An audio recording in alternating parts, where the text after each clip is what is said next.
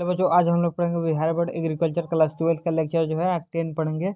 New topic यानी important question जो है का सीरीज चल रहा है। उसके बाद क्या है, आज पढ़ेंगे बहुफसलीय प्रणाली। तो बहुफसलीय प्रणाली में क्या होगा, यदि किसी खेत में एक वर्ष में दो या दो से अधिक फसलें लगती है तो उसे बहुफसलीय प्रणाली कहते हैं। क्या होता है कि सिंपल सी बात है, यदि कोई खेत है उसमें एक वर्ष में दो या दो से अधिक फसल लगाया जाता है, दो से अधिक या दो, उससे कम नहीं होना चाहिए, वो लगती है तो उसे बहुफसलीय प्रणाली कहते हैं। वर्ष में दो फसलों के उदाहरण कौन कौन हो गया, धान गेहूँ जो है वर्ष में दो फसल ये लगाया जा सकता है। मक्का गेहूँ भी लगाया जाता है साल में 2 बार, साल में मतलब कि दो लगाए जा सकते हैं। धान बरसीम मक्का आलू, इसका ये सब क्या है, वर्ष में 2 बार लगाया जा सकता है। एक बार मक्का लगाएंगे, एक बार आलू लगाएंगे। वर्ष में 3 फसलों के उदाहरण, एक बार धान लगाएंगे, एक बार गेहूँ लगाएंगे। वर्ष में 3 फसलों के उदाहरण कौन कौन होगा, मक्का गेहूँ, मक्का आलू प्याज। मक्का आलू प्याज भी लगाए जाते हैं, धान गेहूँ एक एग्जाम्पल हो गया, सब आप खुद से पढ़ लीजिएगा।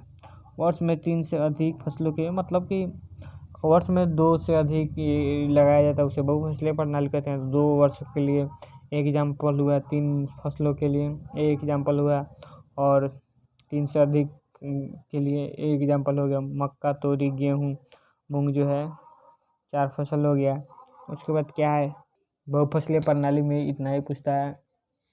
अगर इससे रिलेटेड अगर मान लीजिए आपके पास बहुफसलीय प्रणाली के बारे में यही मालूम है और आपको दूसरा कुछ मालूम नहीं है, इसके रिलेटेड क्वेश्चन पूछ दिया, आपके बाकी क्वेश्चन नहीं बन रहा है, तो आप इसे भी लिख सकते हैं। तो आगे देखते हैं क्या है। आगे प्रसार शिक्षा है आगे। तो प्रसार शिक्षा क्या है, जो है प्रसार विधियों का वर्गीकरण। इसको मैंने लेक्चर 4 में भी पढ़ाया था, प्रसार शिक्षा को मैंने पढ़ाया था लेक्चर 4 में, और प्रसार विधियों का इसमें पढ़ा रहे हैं। प्रसार विधियों का वर्गीकरण, प्रसार के लिए कई विधियां हैं। प्रसार शिक्षा अलग हो गया, मतलब उसी का पाठ है। प्रसार विधियां है, उसका विधियां कौन कौन से प्रसार को फैलाने के लिए, और प्रसार शिक्षा को मैंने लेक्चर 4 में पढ़ाया था। प्रसार के लिए कई विधियां हैं जिसका उपयोग जरूरत के अनुसार किया जाता है। प्रसार के विधियों को 2 तरीकों से विभाजित कर सकते हैं, एक संपर्क के आधार पर और बनावट के आधार पर जो है प्रसार को विभाजित कर सकते हैं। प्रसार हेतु मुख्य उपकरण एवं माध्यम, ये भी पूछता है। प्रसार हेतु मुख्य उपकरण या फिर माध्यम यानी गैजेट, मतलब कि टीवी वगैरह जो भी हो गया, उसका रेडियो हो गया। तो जन संवाद उपकरण में कौन होगा, रेडियो, टेलीविज़न, मोबाइल फ़ोन, बहुयामी प्रोजेक्टर, सामुदायिक रेडियो, डिस्क एवं पेन ड्राइव। सब पुराना है, बाकी सब जो है बहुत सारे पुराने हैं, लेकिन यही एग्जाम में लिखना पड़ेगा अगर पूछेगा तो। बहुयामी computer, chart, poster, flash card, bulletin card, लेखन बोर्ड। और वर्तमान में पूछेगा क्या है, अगर ऑप्शन में दिया रहेगा मोबाइल फ़ोन तो मोबाइल फ़ोन मारिएगा, मतलब वर्तमान के अनुसार है, जो भी है चीज़ें हैं वो वर्तमान के अनुसार मारिएगा। आगे देखते हैं क्या है। आगे है प्रसार सामग्री को निम्न 3 वर्गों में बांटा जा सकता है। प्रसार सामग्री को भी बांटा जा सकता है। श्रव्य उपकरण यानी सुनने वाले उपकरण में कौन कौन होगा, रेडियो, जनसंवाद उपकरण, मोबाइल, बिना दृश्य वाला मोबाइल जो है उस श्रव्य उपकरण हो गया, टेलीफोन हो गया। क्या है, श्रव्य उपकरण है।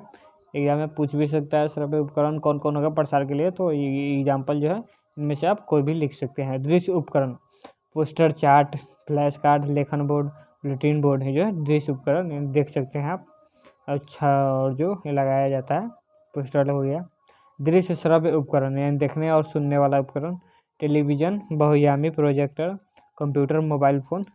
ठीक है, जिसे देख भी सकते हैं, सुन भी सकते हैं। जैसे कि आप मेरा जो वीडियो देख रहे हैं, इसमें आप क्या कर रहे हैं, वीडियोज को देख भी रहे हैं और सुन भी रहे हैं। बिहार के आर्थिक विकास में कृषि की भूमिका का वर्णन करें।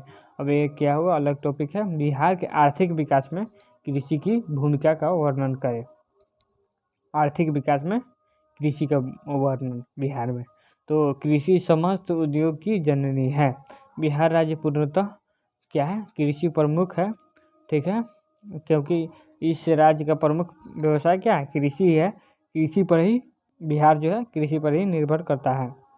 व्यवसाय, यहाँ पे क्या हो जाएगा व्यवसाय। तो आगे देखते हैं क्या है। खनिज को छोड़कर राज्य के पास पर्याप्त मात्रा में प्राकृतिक संसाधन एवं मानव पूंजी है।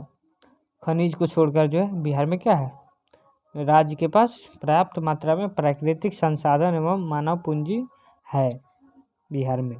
पिछले दशकों में बिहार के कृषि का विकास हुआ है, पर धीमी गति से, लेकिन वर्तमान दशक में यह तेजी से विकास की ओर अग्रसर है एवं कृषि विकास दर करीब 20 से 30% है एवं औसत भू सिंचित क्षेत्र लगभग 50% है। सिंचित भूमि कितना है, 50% है।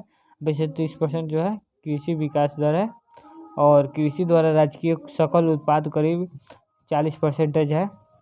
40% जो है क्या है राजकीय सकल उत्पाद करीब है, इतना है लगभग, करीब मतलब उतना लगभग। आर्थिक विकास में कृषि का भागीदारी का कई भागों में, जैसे श्रम शक्ति की कृषि में भागीदारी, कृषि क्षेत्र में कृषिगत उत्पादों की वृद्धि, कृषि क्षेत्र में कृषिगत उत्पादों की वृद्धि एवं उत्पादकता की भूमिका, व्यापार संबंधों द्वारा बाजारीय भागीदारी आदि है, जिससे कि यह स्पष्ट हो सकता है कि वास्तव में आर्थिक विकास में कृषि की भागीदारी प्रमुख रूप से है।